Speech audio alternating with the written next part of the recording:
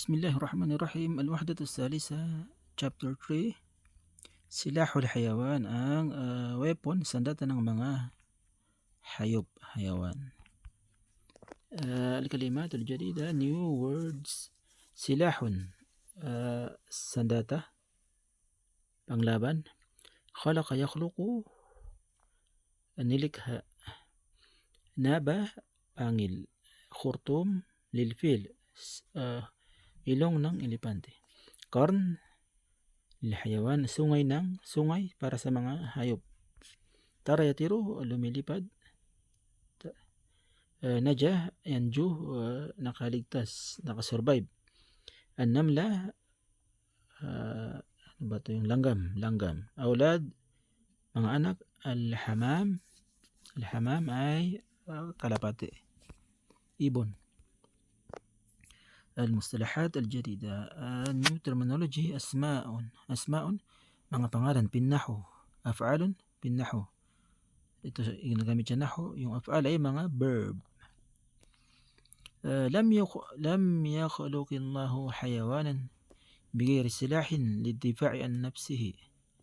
Lam yakhluqillahu, hindi nilikha ni Allah ang mga hayop, mga hayawan, bighayri silah, na walang panglaban, walang sandata.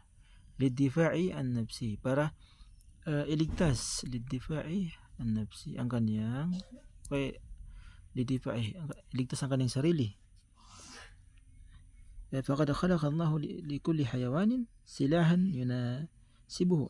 Katotohanan, nilikha ni Allah likulli hayawan, kaya nilikha ni Allah ang likulli hayawanin, lahat ng mga hayawan, mga hayop, silahan ng panglaban, yunasibuhu, na angkop sa kanya, angkop dito sa mga hayop. Bal asadu lahu nabun, ang asad, ang leon, ang leon ay mayroon siyang pangil. Walil fili khurtum, at sa elepante ay mayroon siyang ilong, khurtum. Walil sawri, at sa toro naman, karn, mayroon siyang sungay. Waqad yadunnu al-insanu anna tuyura sagirata, at sa yadunnu, iniisip ng Wakad yakuna, at iniisip ng mga tao, na ang at-tuyur, ang ibong maliit, at at-tuyur as-sagira, ang ibong maliit ay laysa laha silah, wala itong panglaban. Laysa laha silah, walakinahu idha nadara ila al-hamami, subalit walakinahu idha nadara, kung titingnan ang hamam, ang kalapate, wal asafir, o kaya mga ibon, araf annaha tastati', malalaman na siya ay annaha, katotohanan siya ay tastati'a, kaya niya, antatira, kaya niyang lumipad, bisuratin, ng mabilis, utanju binafsiha, at iligtas ang kaniyang sarili. An-namlatu sagiratu, at ang langgam na maliit, hinama yadkhulul filu, kapag pumasok ang elepante, karyataha, sa kanyang lugar, wayamshi ala awladiha, at maglakad sa mga anak nito, sa mga anak ng mga langgam. Wayamshi ala awladiha, tadkhulu fi udunihi fayanamu ala al-ard min al-alam al-shadid, ay tadkhulu fi udunihi, papasok ang langgam sa tenga ng elepante, fayanamu, at ito ay makakatulog, al-ard, sa lupa, min al-alam al-shadid, dahil sa sobrang sakit. Alam, mahapdi, masakit, na sobrang sakit, alam al-shadid. Wa tahfadu namlatu as-sagiratu awladaha, at napoprotektahan ng langgam na maliit ang kanyang mga anak, min al-fil al-kabir, mula sa elepanteng malaki. As'ilatul isti'ab, ang mga tanong. Limadha khalaqallahu likulli hayawanin silahan?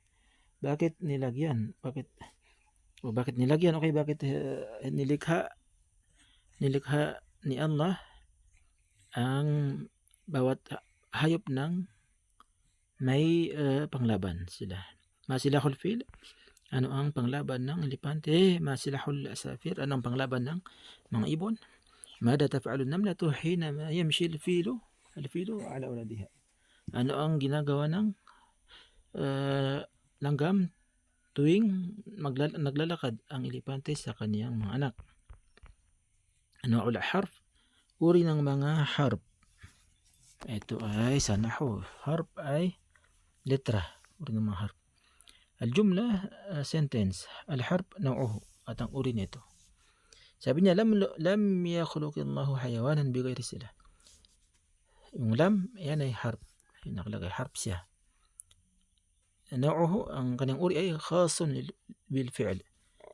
Ito ay khas, specific lamang sa fi'l, sa verb. Yung lam.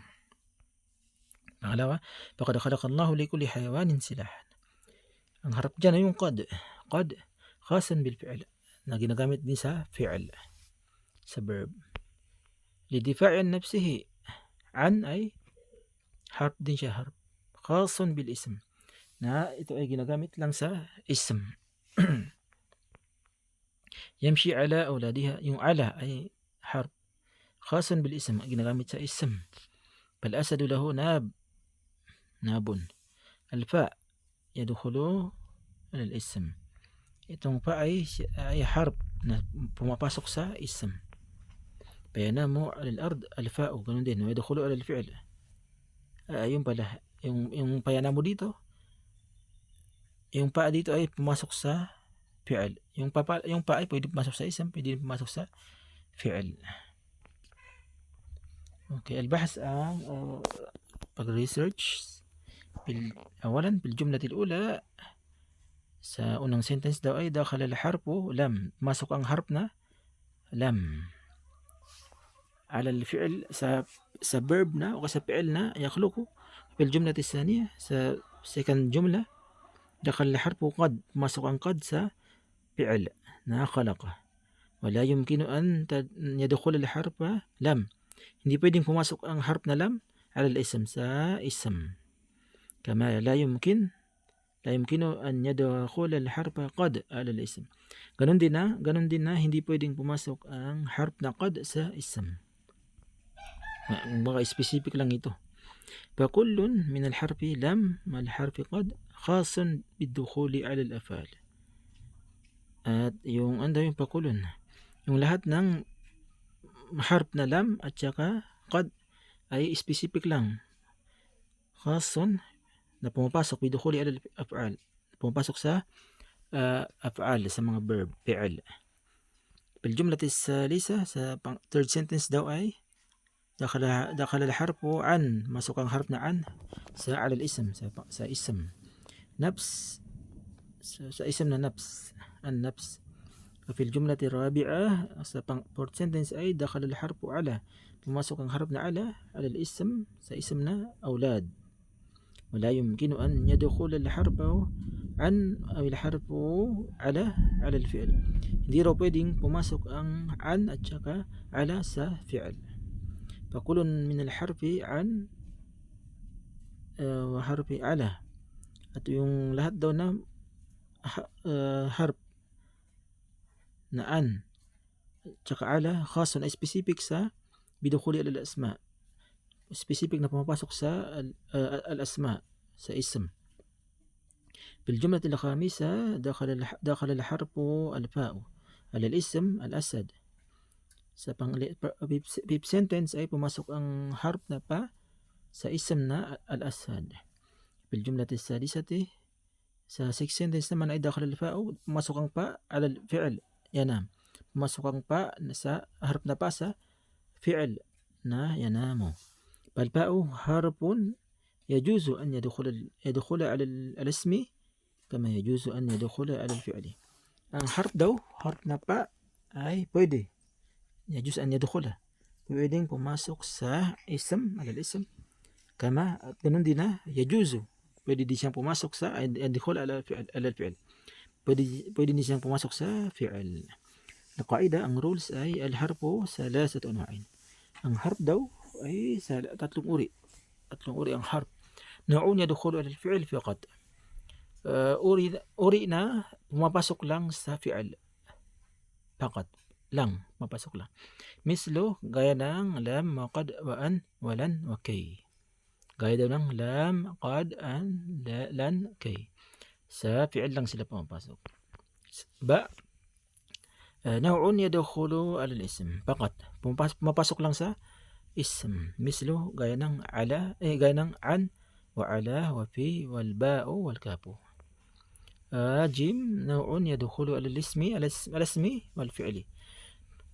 Uri na pumapasok sa ism at saka sa fi'il. Gaya ng mislo fa al-fa'u wal wawu wa summa. Tadribat. Exercise.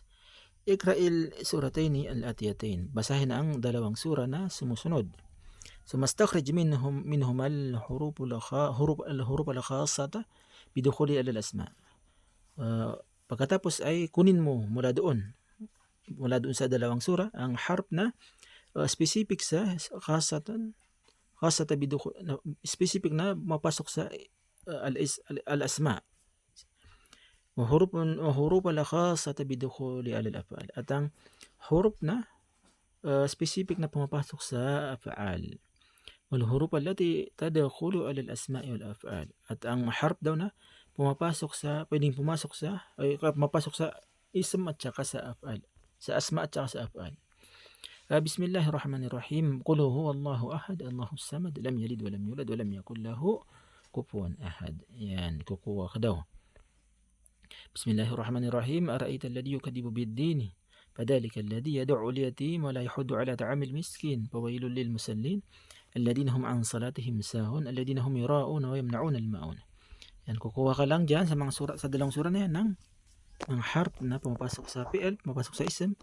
O kaya pwedeng pumasok sa fi'il at saka sa ism. Ito siya. Dito mo ilalagay. Al-harful khassatu bidukhuli alal ism. Alal asma. Al-harful khassatu bidukhuli alal af'al. Al-harful lati tadkhulu alal asma'i wal af'al. ثانيا kalawa. Akmil kulla jumlatin bil harfil munasib. Kaya pinamudaj, kumpletuhin mo daw ang sentence na bil huruf. Sa pamamagitan ng huruf na angkop. Gaya ng nasa example, raja'tu al-bayti. Ang sagot ay ilal bayti. Raja'tu ilal bayti. Balik ako sa bahay. Yan. Ito, yung pagpipilian ay yung naka-close open parenthesis. Lalagay mo doon sa blanco. Namimili ka lang. ثالثا دع حرفا خاصا بدخول على الفعل في المكان الخالي. Lalagyan mo daw yung blanco ng specific na harf na pumapasok sa fi'il. Yan. Rabi'an, da harfan khasan bidukhuli ala al-ismi.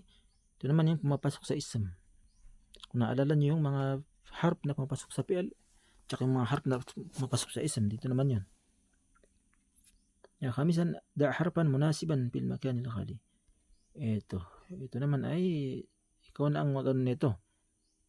Wala siyang sinabi na pang ism mo tsaka kay fi'il.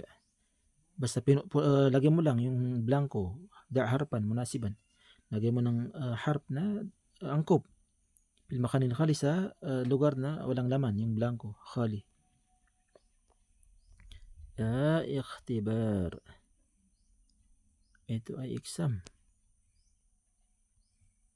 Okay, اختبار exam. أولا first أي عن عمر بن أبي سلمة رضي الله عنه قال كنت غلاما في حجر رسول الله صلى الله عليه وسلم وكانت يدي تتيش بالسحبة فقال لي رسول الله صلى الله عليه وسلم يا غلام سم الله وكل بيمينك وكل مما يليك متفق عليه. Mula kay Umar na Umar Abi Salama na anak ni Abi Salamah radhiyallahu anhu, sinabi niya, "Kuntu gulaman, nung ako ay bata, kuntu gulaman, fi hajri, sa kwarto ano ba 'to, sa kwarto ba, sa tirahan ng Rasulullah sallallahu alaihi wasallam, sa bahay, puwedeng bahay. Wa kanat yadi, at ang aking kamay ay tatisyu, hindi mapakali, fi sahpa, sa sahpa, ito yung kainan. Kinakainan dati ay nagsasalo-salo yung mga tao, naglalagay sila ng sapra o kaya sapha, doon sila kumakain. Hindi mapakali yung kamay ko sa sapha. Faqala li Rasulullah sallallahu alaihi wasallam, sinabi sa akin ng Propeta Muhammad sallallahu alaihi wasallam, "Ya gulam, o batang lalaki, gulam, samillah, magbismillah ka, samillah, banggitin mo ang pangalan ni Allah, bismillah.